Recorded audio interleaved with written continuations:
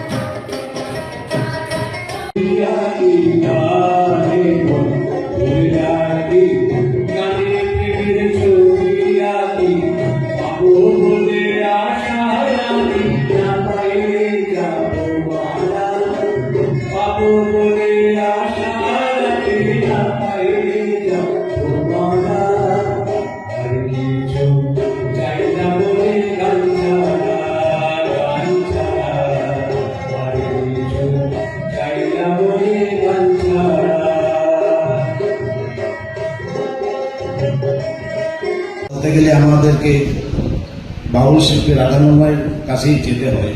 তো আমি রাধারমণ দত্তের ব্যক্তিগত ইতিহাস সম্পর্কে আমি আর বলছি না, কারণ আমাদের সম্মানীয় বিশিষ্ট সাহিত্যিক অঞ্জুয়েন্দ্র মহাশয়া তার সম্পর্কে বলে গেছেন। আমি সেই প্রসঙ্গে আর যাচ্ছি না।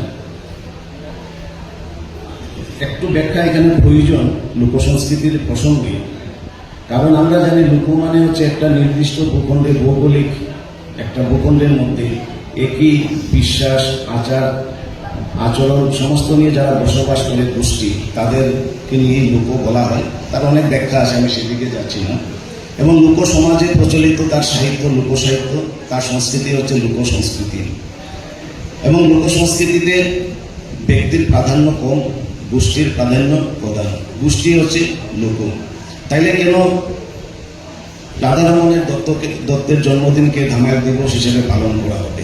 সেই প্রসঙ্গে বলতে হয়, যেমন হাসন রাজার গান যে লোকগান, কিন্তু ওনার নামটা রয়েছে, আমি হাসন রাজার গান বলেই জানি। লালন ফকিরের গানকে আমরা লালন ফকিরের গান বলে জানি, এটা লোকসঙ্গীত।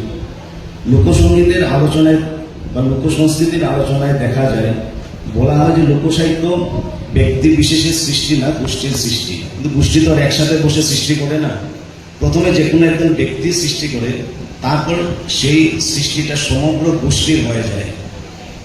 যেমন একটা কিচ্ছা বা লোককথা কে সৃষ্টি করেছে আমরা জানি না, কিন্তু লোকমুখে একটা কথা, একটা কিচ্ছা, যেটাকে মান্যবাংলার লোককথা বলা হয়, প্রজন্ম থেকে প্রজন্মে চলতে থাকে। যেমন প্রবাদ, লোকসাহিত্যের শাখা, এগুলা ধারা, কারা সৃষ্টি করেছে আমরা জানি না, সৃষ্টিকর্তার নাম জানি না, লোকমুখে এক প্রজন্ম থেকে আরেক প্রজন্মে চলতেই থাকে। কিন্তু লোকগানের ক্ষেত্রে ব্যাপারটা একটু আলাদা থাকে, কারণ সেখানে ভণিতা বলে একটা অংশ থাকে। সেখানে লোক গানের যিনি স্রষ্টা, তিনি ভণিতে তার নামটা উল্লেখ করে যান। কিন্তু এই লোকগান ব্যক্তির নামে হলেও সেটা আসলে সেই গোষ্ঠীরই সম্পদ, গোষ্ঠীর সবার, এবং সেই গোষ্ঠীরই তার যে জীবনের। খেলার খবরে শিলচর ডিএসএতে সন্তোষ ট্রফি আয়োজন